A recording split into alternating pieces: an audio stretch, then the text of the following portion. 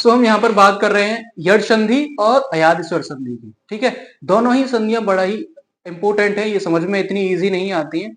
आप अटेंशन देंगे तो एक बार में सब चीजें याद हो जाएंगी।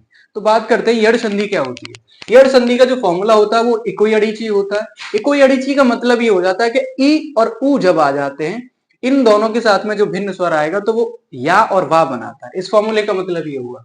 अगर हम बनाएं इसकी डेफिनेशन, तो यदि छोटी ई बड़ी ई या फिर छोटा ऊ बड़ा ऊ और ऋर के बाद में कोई भिन्न स्वर आता है तो छोटी ई बड़ी ई का या हो जाता है और छोटा ऊ बड़ा ऊ का वा हो जाता है और ऋर के साथ में वो रा बन जाता है। ये पता रहता है सबको। एग्जाम्पल के थ्रू समझते हैं, नहीं समझ में आया तो देखो अति और अधिक लिखा हुआ है।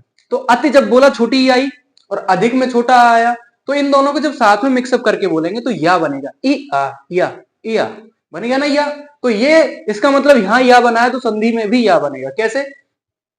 अत्यधिक बना। अब देखो एक नोटिस करने वाली बात यह है कि ये आधाता कैसे बना है। तो यही तो इस संधि की पहचान है कि ये आधाता कैसे बनाता है, क्योंकि जो व्यंजन आ रहा होता है उसके साथ में अगर या और बा बन रहा है तो वो आधा उसे उस व्यंजन को आधा बनाएगा। इससे भी आप पहचान सकते हैं कि ये यड़ संधि है। तो अत्यधिक जब आ जाएगा तो अति धन अधिक बनेगा। ठीक है, नेक्स्ट देख लो, जैसे कि यदि प्लस अपि दिखा हुआ है।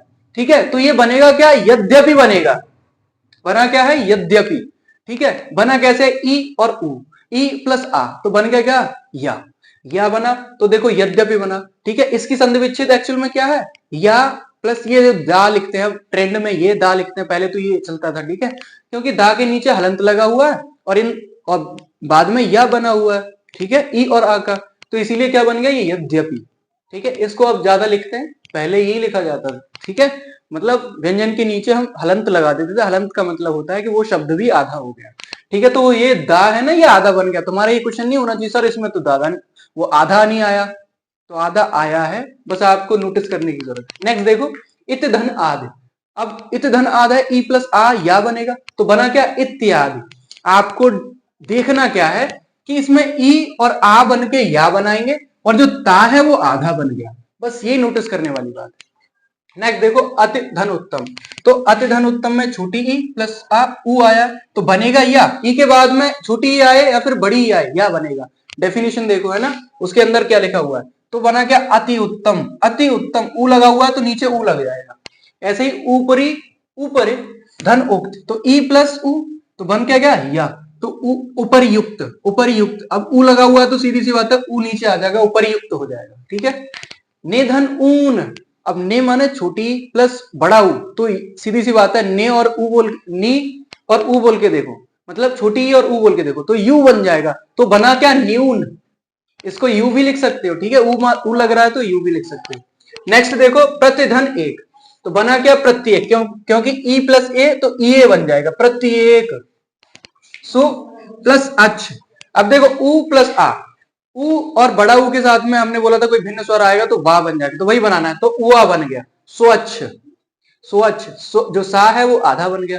पितृधन आ गया, ये ऋषि वाला है कि ऋर के साथ में कोई भिन्न स्वर आएगा तो रा बन जाएगा। पित्र आ गया, पित्र आ गया, मात्र आ गया, वो इसी का एग्जाम्पल रहते हैं। ठीक है, नेक्स्ट देखो, सुधन आगमन, सुधन आगत। सबसे ज्यादा पूछा जाने वाला ये वो है, आपको एग्जाम में मिलेगा।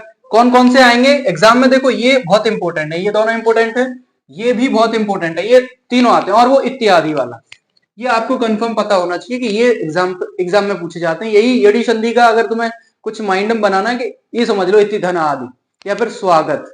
ठीक है, जैसे कि ये दे रखा है सुधन आगत, तो ऊ प्लस आ बन क्या गया? वाह, वाह। अब आ लग रहा था बड़ा तो वाह लग जाएगा।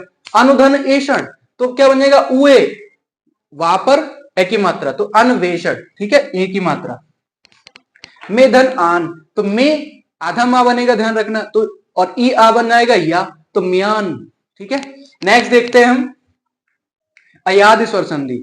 अयाद स्वर संधि का जो फॉर्मूला होता है वो एक्चुअल में क्या होता है? एचो यवा यावा, एचो यवा यावा। ठीक है, तो एचो यवा यावा का मतलब क्या होता है? इस संधि में आए आए और अब आव ये शब्द संधि में दिखाई देते हैं। कैसे? देखो समझते हैं। यदि छोटी है बड़ी है या फिर छोटा हो बड़ा हो, स्वरों का मेल दूसरे स्वरों से हो जाए तो छोटी है बड़ी है का क्या हो जाएगा? क्रम से क्या हो जाएगा? ए और ए का अय, ए और ए का अय हो जाएगा। ठीक है, और मतलब छोटी ए का अय होगा और बड़ी ए का आय होगा। और छोटा ओ और बड़ा ओ का हो जाएगा आब। ठीक है, मतलब अब एंड आब यहां पर लिख लेना। छोटा ओ का होता है अब। समझ में आया? छोटा ओ के साथ में कोई भिन्न स्वरों का मेल हो जाएगा तो वो अब हो जाएगा। जो छोटा है उसके साथ में अब, जो बड़ा है उसके साथ में आब। नहीं आई बात समझ में? एग्जाम्पल के थ्रू समझेंगे। देखो एग्जाम्पल देखो, छे धन अन। अब देखो छोटी ए प्लस आ आया तो बन क्या गया? तो अय बना है।